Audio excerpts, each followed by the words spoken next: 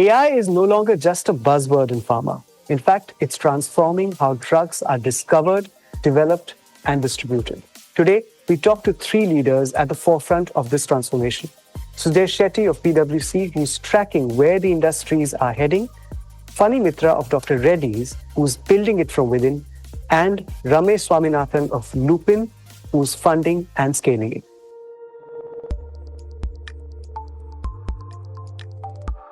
Gentlemen, very warm welcome to the podcast. Thank you. Thank you.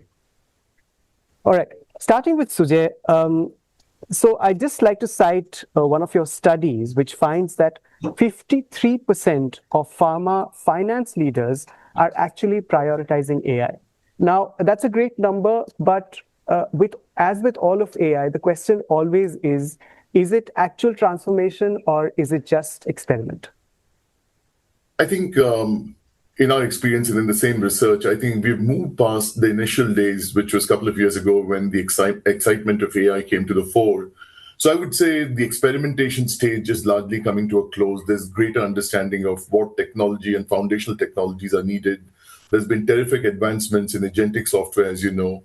And I think people are really trying to put those experiments to good use, i.e. try and transform certain functions. I wouldn't call it still at the enterprise level, trying to turn AI native, but I think large organizations appreciating the fact that they're large and it takes time to turn around. I think there's a lot of energy now going in building specific AI roadmaps from the experimentation stage to transformation. So I really think we're at an inflection point, and it's really very exciting in the way industry leaders like Ramesh and Phani are driving it. Right. Ramesh and Phani, if I could have some initial thoughts from you on the impact that AI is making, not just in terms of costs and manpower, but also efficiency and in several aspects of drug discovery, development. Ramesh, from my perspective, I agree with what Sujay was saying. This is actually going beyond just an incremental technology platform. It's much more than that. In some ways, actually, I would say it's actually an economic shift. It is going to be transforming the business itself.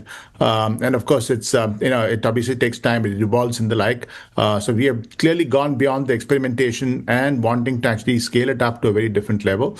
And the transformation could be pretty dramatic. The kind of benefits that you would potentially get from this would be humongous vis-a-vis anything else it had done in the recent past.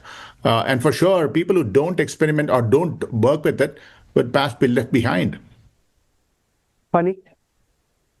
Yeah, I think we're seeing it as an impact across the board, all the way from clinical, from a drug development perspective into how we run our manufacturing operations and quality, which is very critical for the Indian pharma in general, as well as how we are seeing our commercial go-to-market models evolve with the application of AI. So the breadth of this technology and the impact is quite phenomenal from that perspective. It is also quietly reshaping how the jobs were done, how the work flows between functions and across the organization. So it is the bigger impact we would see is also in how organizations suddenly revisit how they are structured and how they're designed from an operating model perspective. So quite exciting in terms of where we are headed with this, Anirban. Right, Phani, if I can throw a counter question at you, if you can just expand on the drug discovery bit. I mean, in terms of, say, better site selection, sharper patient recruitment, identifying the right leads. How would you expand that bit a little for me and our viewers? I think this is a very interesting and important area because a significant chunk of time for a life sciences pharma company is actually spent on the drug discovery, and getting that right is essentially critical to how the entire downstream operations and the value creation actually happens. And be it from an innovator, product profile perspective, or from a generic industry perspective, the amount of time spent in the product selection to the actual development and clinical studies or bio studies equivalent, and then the go-to plan processes in terms of how you scale up that product from a bench to the manufacturing site itself. The entire spectrum is seeing a significant change with the interventions of AI. I can give a couple of examples, for instance, in terms of how we are, one of our initiatives is on the Origin.ai, the CRDMO business that Dr. Reddy's runs. We actually have now started leveraging AI to help the innovative pharma, with the hit identification, lead identification kind of processes, but also in the traditional small molecule business within the larger Dr. Reddy's environment in the generic sense as well. We are seeing significant opportunities in terms of how we are identifying the routes of synthesis, how we are identifying the drug excipient compatibility, how we are looking at the digital twins for how some of these products would actually show up in the plant itself, and so on. But the biggest value creators are actually, as I'm seeing it, is in taking the product from the labs to the sites. Both in terms of how the technology transfer used to happen from R&D to the site, to the site, as well as the getting it first time right when we actually scale up these products in the site as well.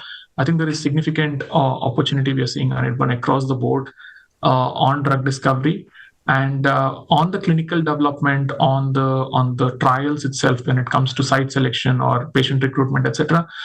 Even before that, a lot of in silico modeling of in vitro behavior, or in vivo behavior is actually a significant opportunity. While we are very early in this, imagine the opportunity that will create for us as an industry if you are able to work with the regulatory teams and figure out a way to get waivers in a scientifically proven way to use models for actually getting bio waiver, for instance, right? I think it's a very exciting space, very, very early. I think it's still day zero on the AI world. But this is one part of the value chain I'm very, very excited about for what's to come. Interesting you say this, and I'll toss it over to Sujay. Now, if we talk about global companies, there are several, like say Merck, who say that their R&D has actually increased by several multiples thanks to their adoption of AI.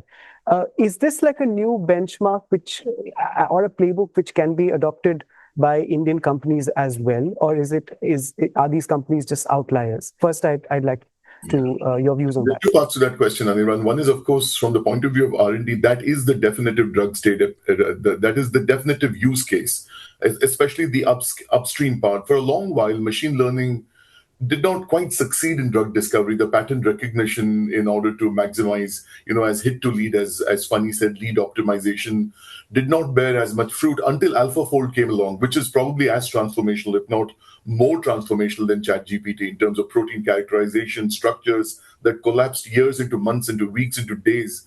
So that gave really good wings. And you saw in the last few months, startup drug discovery companies in Silicon Valley getting funded up to $1 billion without even having any products in the marketplace and tools. So clearly, the industry, the stock markets expect a lot. They expect this time of 12 years to be crunched down much faster. It depends on how the regulatory bodies keep up with this phenomenal onslaught that will come from AI.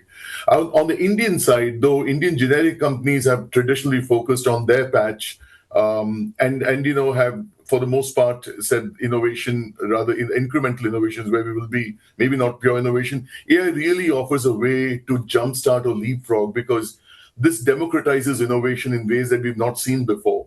So it will not be unusual for Indian companies, generic or otherwise, startup or otherwise, trying to be much more innovative because the tools that we'll have at our disposal, as I mentioned, AlphaFold and others, actually inverts the economics of the game in terms of drug development, in terms of throughput, screening, combinatorial chemistry, etc. So I think, yes, the stat that you alluded to double since adopting AI, my sense is that will triple and quadruple. And given what's going on in China in terms of innovation, which is using AI at scale, I think we will see much more of that. Again, big inflection point from an R&D perspective. Ramesh, coming to you, we've covered the expanse of AI. We've gone a little deeper into the aspects of pharma, drug discovery, development, etc., that it influences. We've talked about adaptability. We've talked about efficiency. I'd like to talk to you about use cases a bit. A few questions to you. Now, as far as my research goes, Lupin is piloting Gen AI across commercial manufacturing and quality simultaneously. Correct me if I'm wrong. Is this so? There's going wide and there's going deep. which one do you think is the more, a sort of prudent way to go about this? Well, actually, you heard it right. We are actually looking at AI across the entire spectrum of the value chain. It's manufacturing, it is certainly QA, it's selling and distribution, and across the support functions as well, HR, finance, legal, and the like as well. So clearly, it's adoption across the entire support functions and the value chain. We believe that it's a difficult question to answer as to whether it should be mile deep in a particular function or should it be wide enough. Clearly, because I think, as I said, it's actually transformative across the entire company, and just focusing on one narrow bit is not going to help. Clearly, I think one fundamental thing that one should realize is the fact that data in most companies is actually spread across several repositories, so to speak. In my own company, in my own experience, we actually find it spread across 90 to 100 repositories, so to speak. Getting this architecture, whereby you're able to connect all the data repositories is very important. And the benefits of AI would be felt only if you were able to connect all these repositories and actually look at wholesale transformation across, because all of these functions at the end of the day are all connected. So it's not as though you can just look at manufacturing and then after you reach a particular level, move on to another function and the like. It doesn't work that way at all, because it has to be spread across, and it perhaps you might not necessarily take up all the cases. It could be spread across in terms of a phased manner of implementation, but you really identify the cases that will deal with the biggest value, pick 5, 6 in every function, and then take it along, and then move on to the second phase, again connecting all of this data. And that would be important. Whilst you do that, I think it's equally important to actually have an AI council to kind of prioritize this based again on, in fact, on the value that it delivers. And you should be concerned about, in fact, an ethical process in the whole, in the whole game, in terms of making sure that there is no bias, because the usage of data is very important. The results are really, dependent on, the way the data is adapted to suit that purpose. Because we have come across a lot of instances where there is bias built in based again on the data that you trained the entire algorithm on. And clearly, you can't use this for all kinds of cases. There has to be transparency, and there has to be certain cases which cannot be built on AI. A very important component of the whole thing, of course, has to be a human in the loop, because at the end of the day, accountability is not divisible. So it's important to recognize those cases that can't potentially be AI driven. And as you would also appreciate, AI has this habit of hallucinating. So it's important to actually make sure that the results are reliable. And for sure, given the data sensitivity that all of us are aware of, data privacy becomes very important. And most importantly, one should also not forget that because it's going to be extremely expensive from a sustainability perspective also. The usage of AI draws in a lot of electricity and power. So use it for the right cases to deliver the right value. So it's important that we kind of recognize all of this when we go in for the use cases.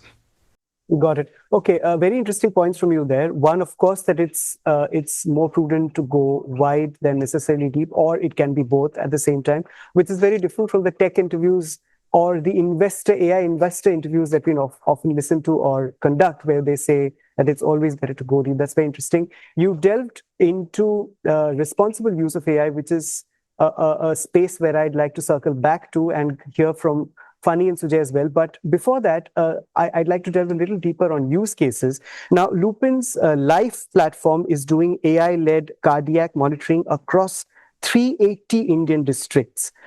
Yes. Among the use cases, do you think patient-facing AI is where Indian pharma can actually leapfrog global peers in the coming years? I would certainly say yes. So speaking about, in fact, a life example, we are actually using it across the entire spectrum of the value chain. Firstly, starting with, in fact, the transcription of various documents. So even before we onboard any patient, there's several documents that we collect from him, because really we need to get a lot of patient-centric data, and a lot of this could potentially be done using AI. Then the call script, so when you are speaking about, talking to him and understanding, in fact, how do you actually respond to questions, or for that matter, getting the most out of that particular interview, scripting, in fact, AI is very useful. And lastly, in terms of, making sure that there is a clinical, when we actually have to monitor a lot of the clinical parameters, of the patient, so to speak. So we use this data to warn us from time to time about the things that are going awry. It doesn't necessarily have to be based again on wearables and the like. It could be, reading the device's data that he plugs in and detecting, trends from this, and then coming back, immediately so that he is aware of, we are kind of forewarning him of kinds. So we're using it across the entire value chain in our life, cardiovascular platform that we have, and it's turning out to be pretty useful. One last question to you before I go back to Sujay and Phani. Lupin is also targeting biosimilars, oncology, and CNS as its innovation bets. I just wanted to understand how central is AI to winning these really complex bets when it comes to therapy. So Phani did mention that, right? Essentially, all of us are in the same boat when it comes to actually looking at AI across the value chain, including, in fact, R&D and clinical trials and the like. It's still in the making, so I would not make any tall claims about having used it already. So it's still evolving, and we believe that would be pretty useful in every aspect of, in fact, the drug repurposing, drug discovery process. Okay. Sujay, one question on Indian GCCs, and they are practically running AI for a lot of global drug makers. How important do you think GCCs are in this space? Are they decision makers yet, or are they just execution points?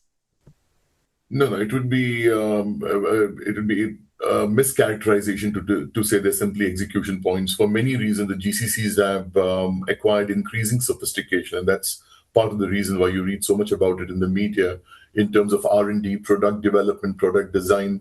It's no different in pharma. I was surprised to see many of the innovator pharma who don't have much commercial presence in India transfer some very sensitive development functions to India in areas like biostatisticians or program leads, program designers. These are very complex skills in clinical trials, in drug development, the D part, which takes enormous amount of investment. So they, in addition, in many cases, have transferred large global roles also to India. So I would say, in terms of execution versus decision makers, I would clearly say a lot is expected from GCC, from the parents or the sponsors, and I think it's much more than that. However, the wider question is not that. The wider question is with the developments in AI, with agentic software, and now these recent developments with Claude and what it can and cannot do, how can they be ahead while taking decisions? What value can they add? I think that would be maybe the more pertinent question in times to come. Right. Okay. Let's come to challenges, policy, and what else can be done. Question to Sujay. Now, my question is on data, and I won't make the mistake of saying data is more precious than oil now, given what's going on. Oil is oil, and oil, in fact, drives data, as we see. But one characteristic of Indian data across industries is how scattered and unorganized it is. India has 1.4 billion people, but a very little structured public health data. Is that one of the biggest challenges that you see when it comes to AI in pharma as well, and overall healthcare? Yeah, I think public health data, its use and its fragmentation is not unique to India. Even the UK NHS, there was an article in the UK media about a former UK Prime Minister pleading that 20 years worth of oncology data that sits in the UK NHS could be much more gainfully used with AI for developing novel treatments and so on and so forth. So it's not unique to India, but I think where India can score would be the developments that are taking place with National Health Authority, with the National Digital Health Mission, whereby we're putting all of those repositories, on the net, which allows better discovery of service providers, more transference of records from small and medium service providers, which allow more case studies, medical histories to be loaded up, of course, for a fee, data coming out of the Ayushman Bharat. There's an opportunity for India to given that it's building what it calls the health stack in a similar manner to the UPI stack, to see where that goes. Our hope is that it will give more and more flip to startups and others to access data. If you take a step back and you see the way 3 large countries have used data, if you take a look at the US, data certainly has been used a lot in the laissez-faire mode, which is very entrepreneurial. People access data which is readily available to form startups, companies, solve problems. China has typically used it for the most part for control and surveillance, facial recognition, large-scale deployment, whether it was COVID or pandemic or crime, etc. India, for the most part, if you look at UPI and others, has used it for public good. So I think the limited part of the public health data that you allude to, some of that work is going on in the state governments as well for risk pooling in terms of bringing together, say, onco data, others, but they're very small at cottage industry level. But I think this National Health Authority's digital health mission, the more little by little, I mean the smaller health service providers transfer their data on in terms of who they are, what they do, what records they put in, will allow for some level of public data to be available for, say, drug discovery or treatment or protocol, standard of care, to be applied for. So right. Let's see, I think, how that goes. Funny, data discipline is equally important. Ramesh spoke about hallucinations. In fact, bad data fed into AI is worse than no AI, actually. How would you, what are your views on this? Mostly, I agree, and there is a reason I say mostly as well. But the definition of bad data is also changing. Usually we used to associate bad data with accurate data or data that is trustworthy. But increasingly, like what Ramesh hinted, bad data can also be the one that has not enough width or depth. Right? Sometimes you're not connecting the data across various repositories or functions, etc., and that is not good enough, right? So it's actually not bad data, but not good enough from an AI perspective, and that is where the definition of what is good data is changing across organizations and enterprises as the maturity increases, and the demands from what AI can do increases. So I would place that badness of data on a spectrum, if you will, Anirban, so that we can place it correctly. But to your point, organizations that have invested into data discipline around data governance would see much significant gains from this kind of revolution than the ones that have not invested in it in the past. So I think that is a significant differentiator. But what is good about the new generative AI and the new set of tools that are coming in is it's also becoming increasingly easier to manage your data if you actually have the right will for it, and the right understanding of what you need around it.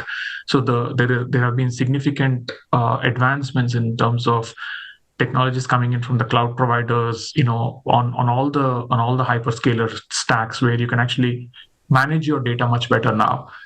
Characterize your data much better now. So you can profile your data much easier with generative AI tools and so on, which used to take a lot of time in the past. So I think it's better late than never, but organizations should get their act together around data if they really want to take advantage of this.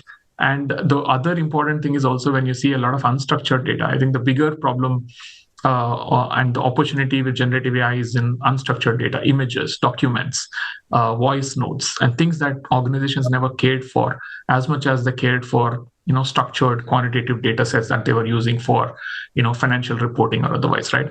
I think that is a hidden gold mine for organizations to actually tap into and take advantage of if they want to really leverage AI for impact. Okay. Let me come to the financial aspect, specifically costs. And there's no one better than Ramesh to ask this question, who, he sits at the intersection of spending and building. Cost of manufacturing when it comes to AI, how real and tangible a challenge do you think it is? My own experience, people obviously know that there is going to be tremendous improvement in productivity and perhaps efficiency parameters across and the like. And there is no doubt tremendous savings that will accrue to the organization. But people are generally reluctant from taking it onto their budgets because it's still early days. So essentially, as I see it, people recognize that there could be improvement across various KPIs and the like. But would that actually transform into immediate benefits, or would it actually happen over time? Clearly it is going to be felt over time only. So there's no questions about the fact that it is going to be humongously useful and transformative, and of course very cost effective in the long run. But benefits would be spread again over time, not immediate. Okay, Pani, can I have your thoughts as well on the cost bit? I think the cost of AI in manufacturing, Anirban, falls in two buckets, right? I think to the point that Ramesh was mentioning, one is the investment that goes into foundations for data, which is what I was saying, whether your MES systems are in place, whether you're able to capture data from some of your manufacturing operations well enough, right? So that is the investment on what I call as foundations for data.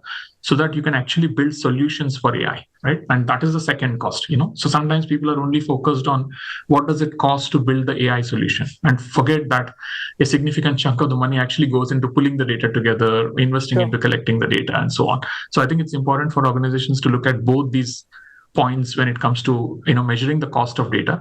The second point I want to make is sometimes cost has to be seen in the perspective of the outcome. The point that Ramesh made is a very important one, because people are reluctant to take it on the budget because they don't fully understand the potential value that it can generate.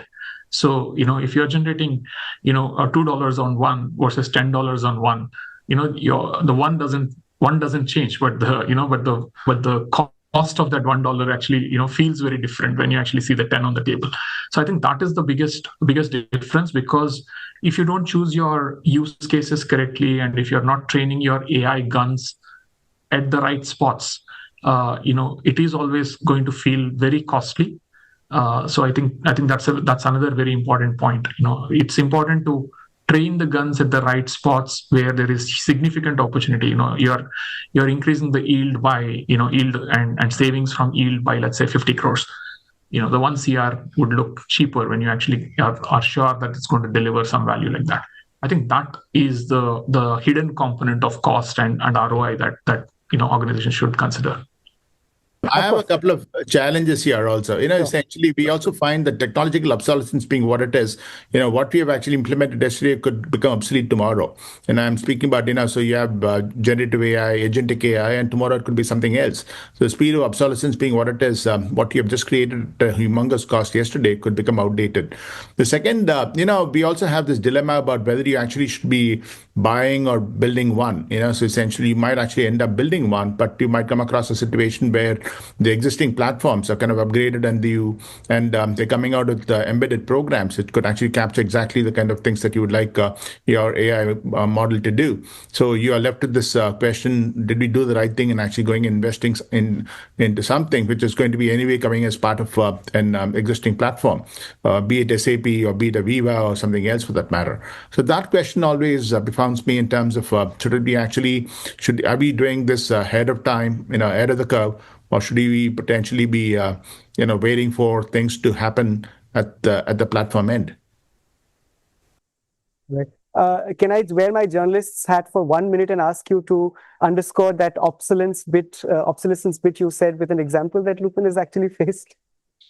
Oh, it's across. So we, for example, wanted to look at a new product for our sales guys. We just found that platforms like Salesforce.com are coming out with, in fact, algorithmic AI algorithms which could sit on their existing platform. So building a new one might not necessarily have been the right thing to do. And that's true across, in fact, I would come across this in finance as well. I might build a product and to find that SAP is coming out with something which sits on their existing platform. So, so it's just that they are a little behind the curve.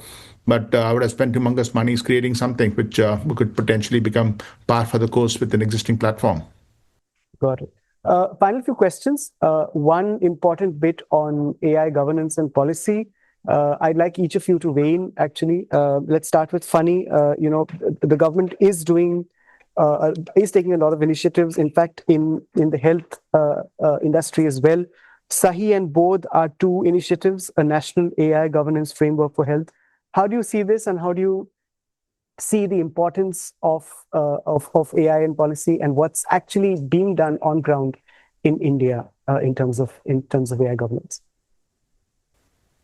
Yeah, I think these are two. While they've been cooking for a bit, they got announced as a part of the India AI Summit very recently as well. So it's the details are still coming through for many of us, but.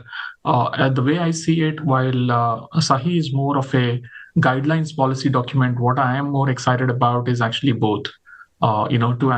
It is probably one of its kind, the first of its kind probably across the world, when it comes to benchmarking for, health itself, right? Open data sets do exist, but benchmarking pipelines for open data sets in healthcare and AI is actually very, very new. And that way, you really have to appreciate the IIT Kanpur folks as well as the government to actually think about something like this. It's way ahead of time, and I'm sure it's going to get better with time. And it is first of its kind for probably three reasons that I have seen early on. Right, one is it's probably the only or one of the very few sovereign offerings, coming from the government, not private hospital-led, like a John Hopkins data sets or a Stanford Meds data sets and stuff like that, which are very therapy specific as well as private efforts in some form, right? So it's a sovereign effort. It's different that way. The second is it provides many of the AI startups, start a set of structured and validated data sets that, and it also goes beyond data sets to what we call as a end-to-end benchmarking pipeline, and when it comes to healthcare data, a lot of this, we've talked about federated learning, federated model evaluation, and things like that. Again, this is a space that is actually ahead of the curve from those principles as well. But more importantly, the question that you've talked about very early on, and Ramesh touched upon it lightly, is on the going beyond the metrics, right? The typical metrics for a good AI platform when we develop it either in-house or otherwise is usually just model accuracy. The typical AUROC metrics or whatever technical metrics that we go to evaluate a model is just about the model accuracy. But this framework eventually also brings along, 5-6 more parameters that are critical. I personally love the fact that they are actually including fairness, which is critical to balance accuracy across a very diverse set of data sets. Just given the heterogeneity of India's population and health profiles, that's a significantly forward-looking thinking.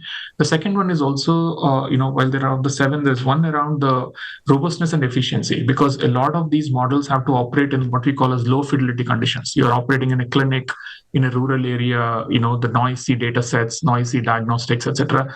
There is a metric that actually tracks for robustness and efficiency. That's again a very good thing.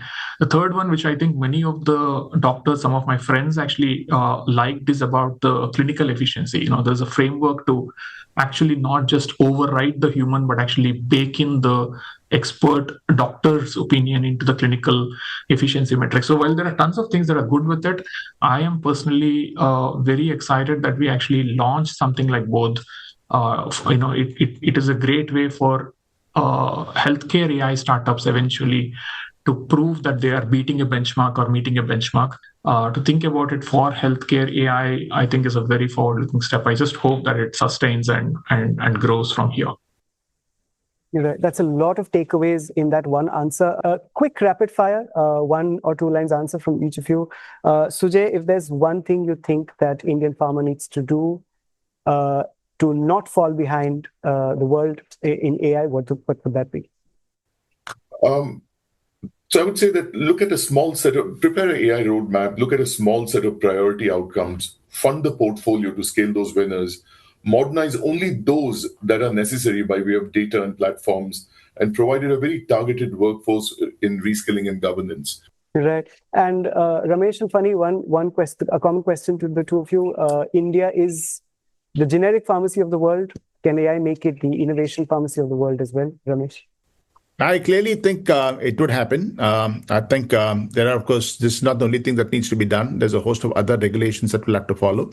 Clearly, clinical trials and the like, having the ecosystem for that is very important.